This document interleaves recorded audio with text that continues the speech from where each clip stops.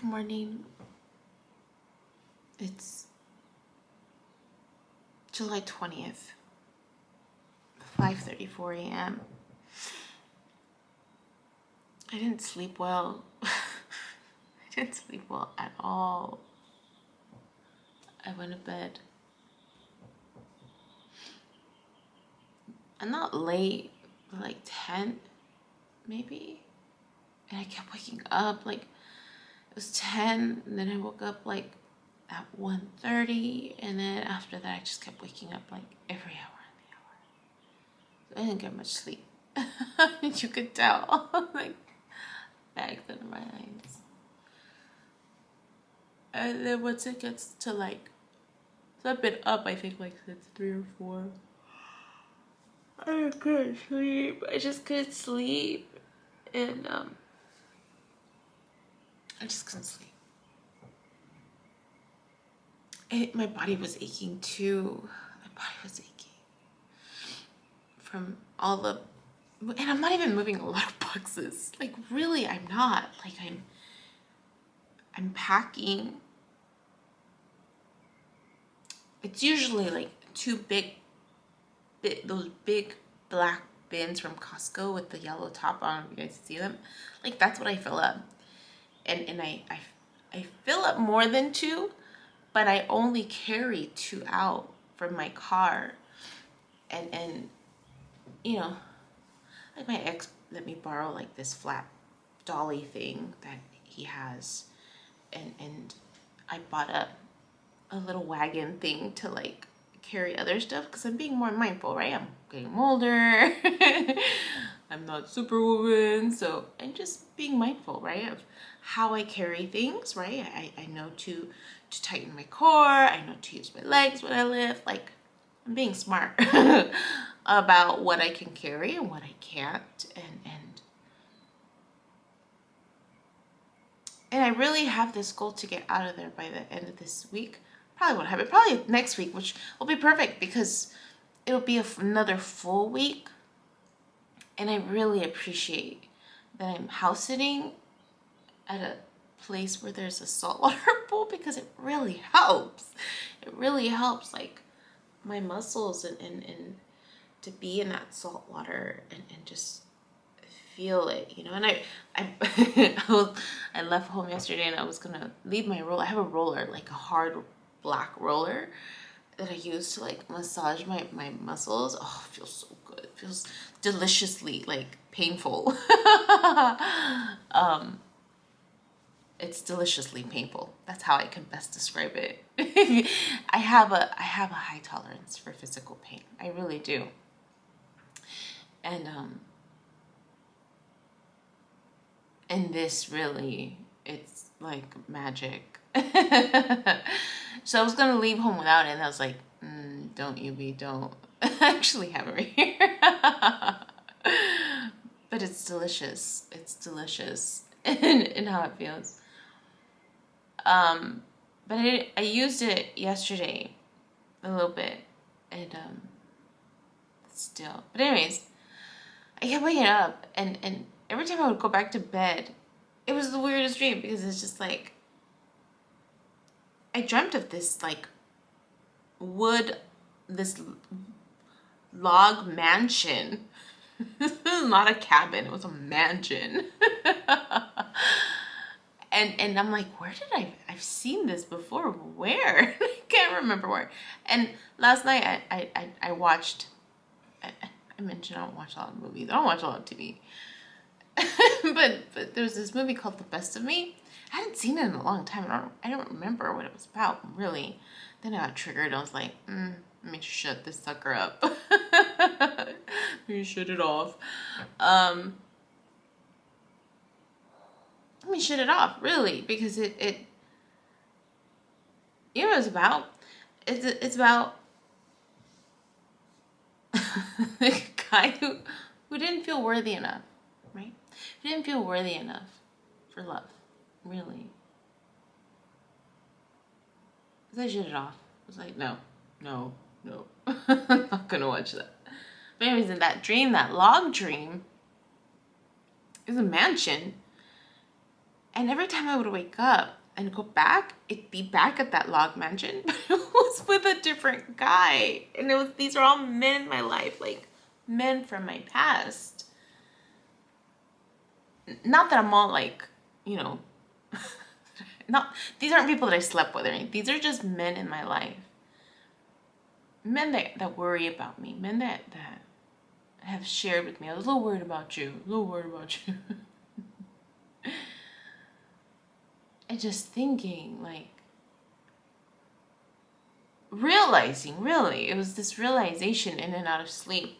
As I would wake up and I'm like, why did I dream of this person? Like, I dreamt of this first fire sign that I met last year. The first time I was on Bumble. And we're still friends. We still communicate. And I recently reached out to him because I thought about him and I just wanted to check in and I just let him know like what's been going on. And, you know, he shared. I was worried about you. He follows. You know, I was worried about you. And then I dreamt of my ex too. He was there. Like I would go back to bed. I would go to bed in the dream and then I'd wake up. And then it was my ex that was there, right? And he's also worried. He's worried for me about this move. And I go back to bed and I wake up and then there's somebody else there. I'm just like, what is going on? People are worried. This theme of being worried. But it's really fear. That's really what it is. It's their fear. Right? Because these are people that wouldn't step out of their comfort zone. And so then they're projecting that, right, on me because of what I'm doing. Because I'm stepping outside of my comfort zone.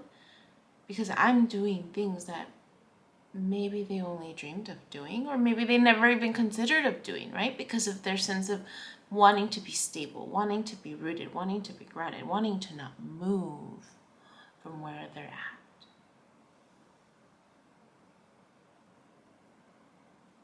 I went yesterday, after I was done moving some of the boxes and some of the stuff, I went to go support a friend.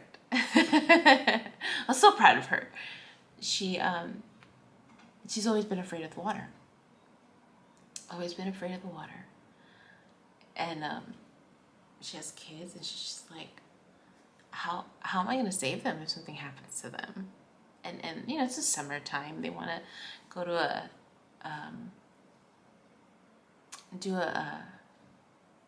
like a family trip to a tropical place. And she's just freaking out. She's freaking out. Legit freaking out. She's just like, I'm afraid to get in the water with them. I'm afraid that they're going to drown and I'm not going to be able to save them. And so she tasked herself to face her fears. She signed up for an adult swim class. And I was so proud of her. I was like, I'm so glad that you're doing this, right? I mean, she's been slowly facing her. She's so aware of herself, right? She's aware of what is comfortable for herself. And I've seen this growth in her. And she's putting herself in uncomfortable situations. and to challenge herself. And I think that's very admirable. And so when she told me about this, I'm like, I'm gonna be there to support you. I'll be with a foghorn, balloons. And I was just teasing. Of course I'm not gonna do that. It's an adult swim class, right? I'm not gonna embarrass her. But I was teasing her that that's what I was gonna do. And she's like, stop. So today I sent her a meme, and it's the Saturday Night Live meme with, what's his name, Will Ferrell and that other chick, and you know, the cheerleader ones, and they're at a swim meet. So I sent that to her. I'm like, I'm preparing your cheer. And she's like, stop. And I don't think she thought I was really gonna go. And I was like, hell yeah, I'm gonna go. I'm gonna go support you. You're challenging your fear of water. by taking an adult swim lesson, adult swim class. Like, not many people do that, you know, and that's something to praise. That's something to acknowledge when people face their fears. That's Mochi. She woke up early with me. I was surprised because she usually sleeps in, but you know, she's waiting for her mommy. She sits by the door waiting, literally waiting for her mommy. But anyways, so yeah. So I was like, of course I'm gonna go. She's like, really? You're gonna come? I'm like, yeah. I'm like, I'm running a little late, but I'll be there. So I went, and then she's waving back because she was already in the water. And I was so proud of her. And we talked afterwards, and I was proud of her. Really proud of her for stepping outside of her comfort zone, right? Learning how to swim. And then I was asking her, how was it for you? How was it? She's like, you know, it actually felt good. She's like, I'm glad I wasn't alone. I'm glad that there were other people there. Other people who were more terrified than I am, or I was, and that made me feel better to not feel alone. I was like, good, I'm glad. And again, it's when you put yourself in a vulnerable situation that you realize you're not alone, right? I mean, this whole process, right, of me putting my journal out in public is to help people not feel alone. That's the goal. To talk about the things that people think about but don't say, so that they don't feel alone. Yeah. So that happened yesterday.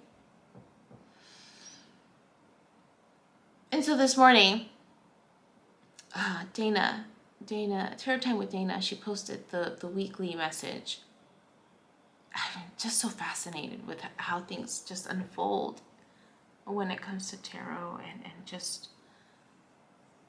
again, it's all potential energy, right, that they're picking up on. It's just funny because it's just like I know what video is gonna post next, and I'm delaying in posting it. I'm afraid of posting it. I'm gonna post it regardless. I'm just delaying it.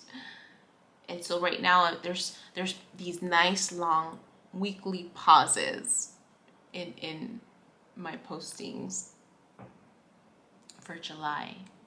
And I'm doing it purposefully. Because I'm still in this chapter, and I'm trying to bring it to an end. By the time you watch this one, I'm hopeful that I put some closure to some of those things. So I spoke on my self-worth yesterday. I recorded myself on it. So what does MJ talk about this morning? Self-worth, right? Chiron in retrograde, she's talking about mostly. And she's talking about how these interactions with these earth signs are just that, right? That's part of the lesson that I needed to learn, right? The purpose of recognizing my self-worth and not putting my sense of stability, my sense of worth on other people or other things, other situations, right? That's part of my Chiron. I spoke to it yesterday, and she spoke to it today, this morning. And I think I'm going to include that link on this one. The morning message for today, it was Chiron in retrograde. She's finally talking about it. But she's speaking to it.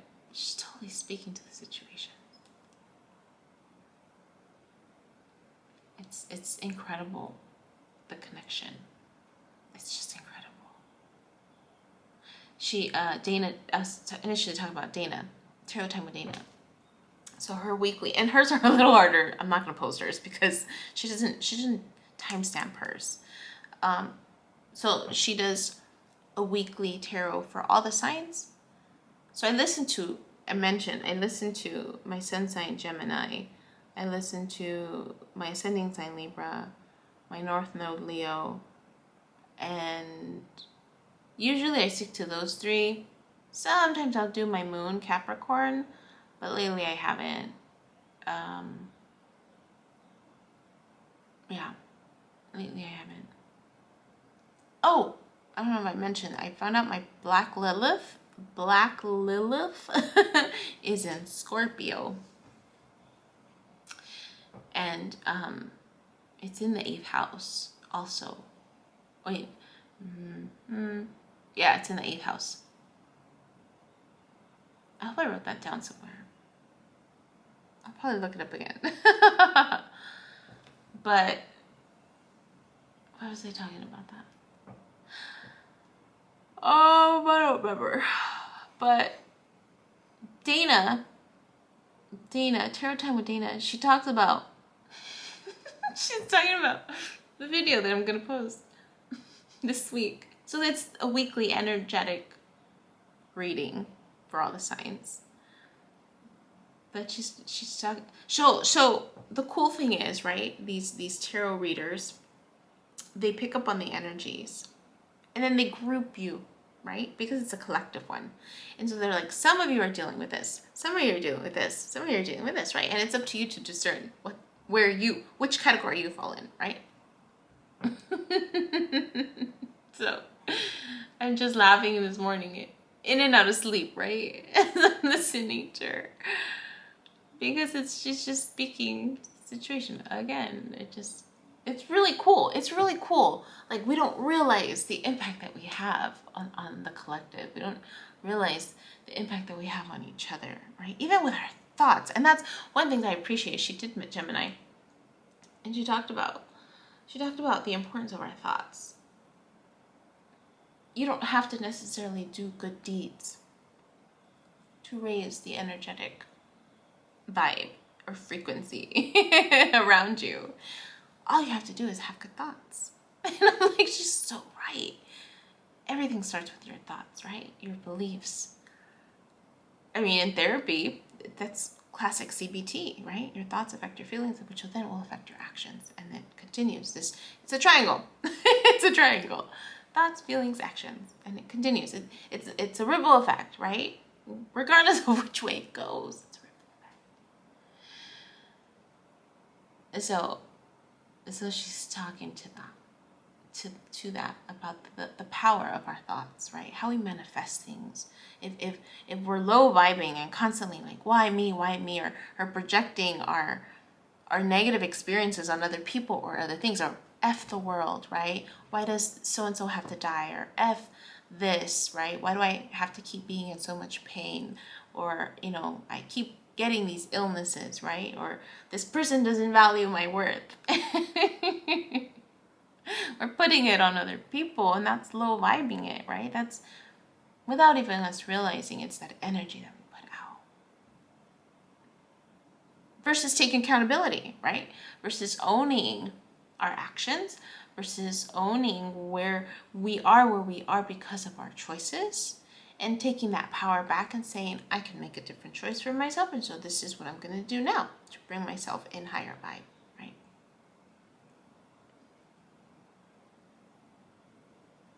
So yeah. It's just funny. It's funny.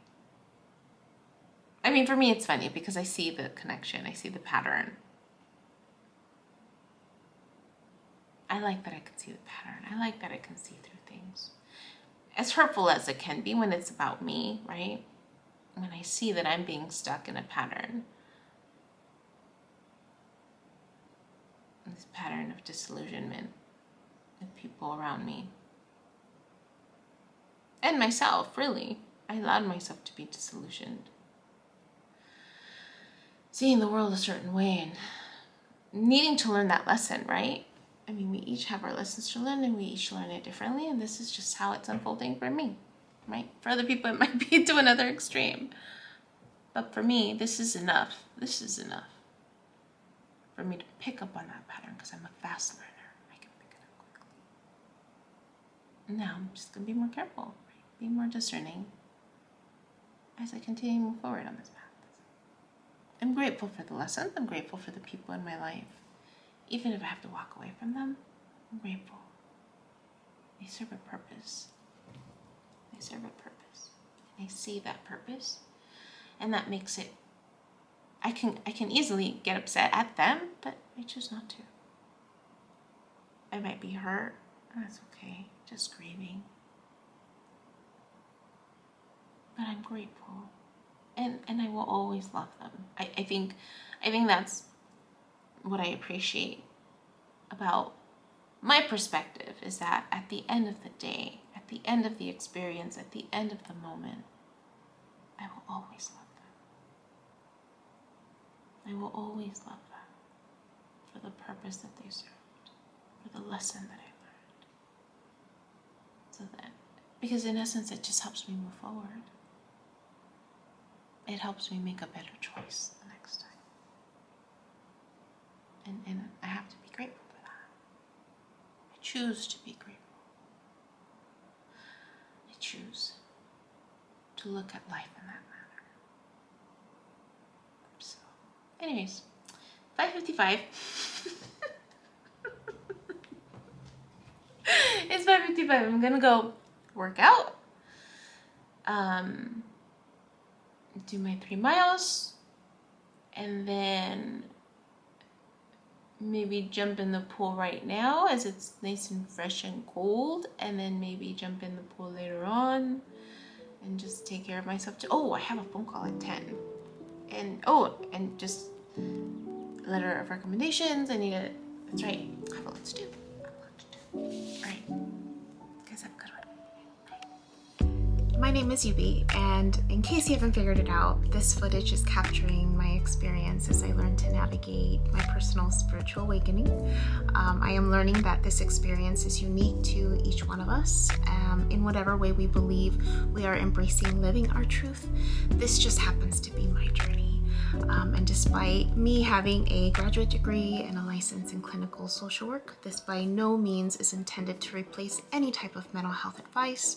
This is just me on a personal level, documenting my experience, shedding light on the truth that I am learning and discovering for myself, and really inviting you along for the ride. If by some magical chance you find this content to be helpful in any way, shape, or form, please click the like button, share the message, subscribe to my YouTube channel.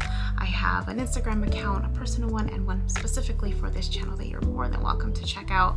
I'm an open book. I have also created t-shirt designs.